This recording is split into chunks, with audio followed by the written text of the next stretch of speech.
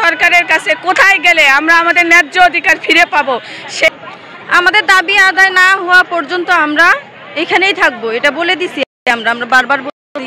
এখন আমাদের যেহেতু ওইখান থেকে কোনো কথা আসতেছে না, বারবার আমরা শুধু আশ্বস্তই হয়েছি, কিন্তু কোনো কাজের কাজ কিছুই হচ্ছে না। মিরপুর 10 নম্বরে আমরা গিয়ে দেখবো আমাদের কোনো ফলাফল আসে কিনা। ওইখানে গেলে আমরা ওইটা সিদ্ধান্ত নিব। আবার এখানে সরকারের কাছে কোথায় গেলে আমরা আমাদের ন্যায্য অধিকার ফিরে পাবো, সেই জায়গাটা আমরা ভরসা জায়গাটা খুঁজে পাচ্ছি না। এই জন্য আমরা আইনের প্রতি শ্রদ্ধাশীল রেখে আমরা অধিদপ্তরমুখী হচ্ছি, সচিবালয়ে যাচ্ছি, প্রেস ক্লাবে যাচ্ছি, শাহবাগে যাচ্ছি। আমরা শিক্ষক, আমরা চাইলে একটা কিছু করতে পারি না। আমরা শিক্ষক, সরকার আমাদের সুপারিশ প্রাপ্ত করেছে, এই সরকার আমাদের নিয়োগপত্র হাতে দেবে। আমরা রাজপথ ছেড়ে আমরা স্কুলে যেতে চাই। আমরা অধিদপ্তর চিনি না, হাইকোর্ট চিনি না, সচিবালয় চিনি না, আমরা শুধু আমাদের যোগদানপত্র হাতে চাই।